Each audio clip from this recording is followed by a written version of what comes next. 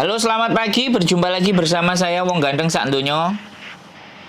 Ya, selamat pagi. Assalamualaikum Mas Andrew. Alhamdulillah diangkat. Waalaikumsalam. Mohon untuk tidak menyebutkan nama Oh, nggih. karena Nggih, kula pun ngertos. masuk ke Anu, konten. Gimana, Mbak? ya Mas Andrew, saya cuma mau itu ya, mau apa tuh, miris lah dengan itu korban-korban itu. Cuma mau pesen aja sama teman-teman. Pertama silaturahmi dulu lah sama Mas Andrew. Karena saya apa itu telepon Mbak Yuni nggak pernah diangkat, nggak bisa, mungkin terlalu sibuk ya. Gimana?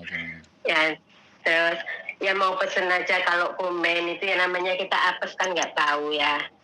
Saya juga miris lah dengan peristiwa kayak gitu. Saya kan selalu mengikuti sampean sama mengikuti itu siapa Miss Yuni. Siap. Jadi ya dengar apa tuh komen-komennya kayak gitu, ya Allah. Kita sama-sama TKW siapa sih yang mau apes? Karena saya juga udah pernah merasakan gimana rasanya ditipu ya sama suami saya sendiri. Jadi ya lo buat mbak-mbak yang di luar kalau komen kasih semangat itu sama yang jadi korban-korban kayak gitu. Siapa yang mau ditipu, siapa yang namanya kita di sini sendiri ya Mas Andro. Siap. Jadi ada orang yang ngasih perhatian mungkin ya karena saya udah pernah merasakan sendiri. Jadi ya cuma pesen aja lah buat mbak-mbaknya yang di luar. Kalau komen jangan terlalu yang pedes gitu loh. Karena kita nggak tahu apes kita kapan. Apes kita kapan, keberuntungan kita kapan, kita nggak tahu. Ya cuma mau pesen gitu aja Mas Andrew ya. Aduh, saya sampai nangis kalau lihat komen-komennya itu. Astagfirullahaladzim. Jadi keprihatinan. Ya, yang jadi korban. Nah, keprihatinan. Karena ya saya ikut prihatin karena saya udah pernah malah mungkin udah bertahun-tahun itu suami saya sendiri sih. Seperti itu. Jadi ya yang sabar aja. Yang sabar, yang penting kita lebih tawakal sama Allah itu aja lah. Pasrahkan aja semuanya sama Dia. Misalnya kita harus hati lapang. Soalnya apa? Karma itu pasti ada. Apalagi dia punya anak. Tapi ya yang nomor satu saya pesan itu aja Mas Andre sama mbak-mbak yang komen. Kasih semangat ya. Jangan sampai orang kegatelan, orang niatnya ke situ mau jadi LUNT, ya Allah, astagfirullahaladzim. Itu kan nggak di luar ini. Ya orang mau ke Hongkong itu pasti mau yang lebih baik kehidupannya. Nggak ada niatnya saya mau ke Hongkong mau ini itu, mungkin ada sih 1-2 kali ya. Tapi niat menginjak ke Hongkong itu pertama kali pasti ingin kehidupan yang lebih baik dari di Indonesia. Betul. Ya itu poinnya saya, karena saya udah terlalu tua ya di sini ya. Cuma buat pesen buat mbak-mbaknya, buat genduk-genduknya yang masih muda-muda lah, kalau komen yang baik-baik aja. Kita kalau mau komen ya misalnya nggak suka sama yang korban ya, alhamdulillah saya bukan jadi korbannya, gitu aja kan lebih bagus. Nggak usah ya karena kamu itu orangnya keganjinan, kegatelan, ini astagfirullahaladzim. Nggak ada satupun wanita yang mau apes, nggak ada. Kepinginnya punya suami yang baik, yang soleh, yang mencukupi segalanya. Bener nggak Mas Andrew? Betul. Nggak ada orang nanti saya ya punya suami gini-gini, nggak ada. Cuma kita tuh misalnya kita jalan pasti ada keselionya. Jadi kalau kita dalam keadaan jatuh, jangan langsung malah ditinggi dengan batu apa-apa, enggak. Kasih semangat aja buat mbak-mbaknya yang jadi korban. Siap. Ya mudah-mudahan ada jalan keluar. Itu aja. Dan kedua Mas Andrew, boleh nggak saya mau mencari ya temen, cuma udah seperti anak saya sendiri. Boleh nggak nyebutin namanya? Mencari teman yang sudah Seperti anaknya, nggak tahu dia udah di Indonesia apa masih di Indonesia apa udah kesini lagi. Soalnya kan saya udah hampir 2 tahun lost kontak sama dia. mencari teman sampean lah intinya. saya ingin mencari dia di Hong Kong lagi apa enggak gitu. Soalnya kemarin saya pulang ke Indonesia, tapi saya nggak sempat cari, soalnya dia udah cerai sama suaminya dan punya suami lagi, nggak tahu alamatnya. Dia tuh baik sekali seperti anak saya sendiri. Saya kalau ingat dia, pokoknya saya kangen gitu intinya sama dia. Nanyain kabar dirimu bagaimana dan seperti apa? Iya. Karena saya terus udah 2 minggu ini saya ingat terus sama dia, tapi saya nggak tahu dia di mana. Ada hal apa yang membuat Samen sangat begitu teringat itu? Apa yang membuat Samen teringat? Dia tuh sayang banget sama saya seperti ibunya dia sendiri. Sering merhatiin. Iya, dia memang satu kampung orang Wonosobo sama saya. Dulu satu PT, kesininya selisih 2 bulan. Dia pokoknya sayang banget sama saya dari dulu di PT.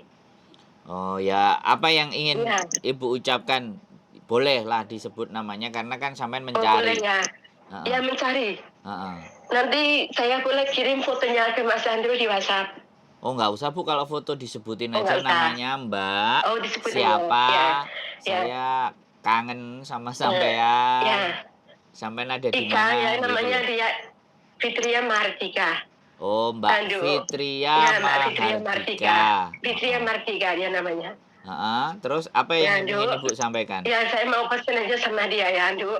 Seandainya kamu lihat YouTube ini di Indonesia, apa punya misi ini, Mami cari kamu. Hubungi Mami ya sekarang apa. Pokoknya kalau siapa aja yang kenal sama Fitria Mardika lah, tolong suruh hubungi saya. Dia udah tahu. Kalau misalnya nggak tahu nomor saya, hubungi anak saya dulu di Indonesia karena kami satu Wonosobo. Dari Wonosobo ya? Iya, dari Wonosobo ini. Oke, saya ulang lagi ya. Kangen. Saya ulangi lagi ya. Kangen karo awakmu. Kangen banget ya. Saya ulangi lagi pesannya ya. Kangen nih. Iya. Saya ulangi lagi, bentar Bu ya. Iya. Mbak Fitria Mardika, Mami, yang sampean sebut Mami di Hong Kong, sangat kangen. Jadi bagaimana keberadaan sampean, di mana sampean berada, mohon dikabari Mami karena Maminya mengkhawatirkan sampean, apakah sampean sehat, apakah sampean baik-baik saja. Oke, buat teman-teman juga yang mungkin kenal dengan Mbak Fitria Mardika, ini persahabatan atau pertemanan atau ya silaturahmi yang luar biasa sehingga sampai khawatir bagaimana temannya. Dan Mbak Fitria ini termasuk dianggap sebagai teman yang selalu memperhatikan Mami dan lose contact, kehilangan kontaknya. Jadi udah hampir 2 tahun. Tolong dihubungi Mami yang di Hong Kong. Di Hong Kongnya di mana? Sungwan Taiwan. Di Hong Kongnya sekarang saya di Pil Air. Mana? Di Pil Air Hong Kong Island. Pil Air mana itu? Ya Pil Air itu gini di tahun naik Siupa. Kini di tahun naik ke atas. Ya itu jurusan Aberdeen. Aberdeen, jurusan Aberdeen. Iya. Pil Air. Oke, Mbak Fitria Mardika. Ditunggu kabarnya sama Mami yang di Hong Kong. Wis, apalagi Bu yang ingin disampaikan?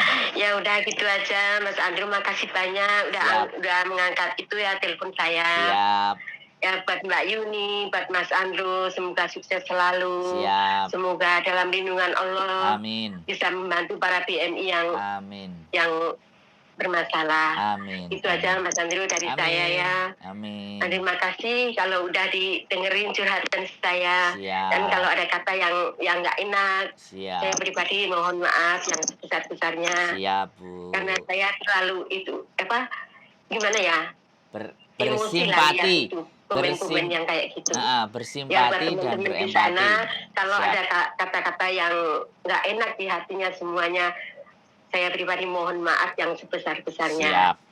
Itu aja Mas Andrew. Siap. Makasih banyak. Dan Assalamualaikum warahmatullahi wabarakatuh. Waalaikumsalam warahmatullahi wabarakatuh. Oke teman-teman.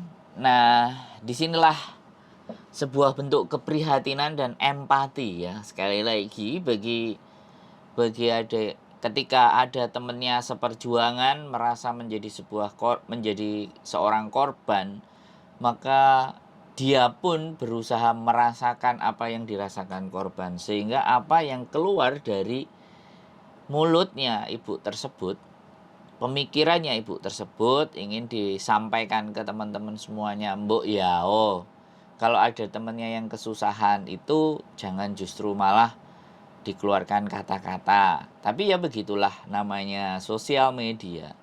Itulah yang dinamakan persepsi masyarakat, persepsi netizen, asumsi netizen, dan pemikiran netizen itu berbagai macam karakter.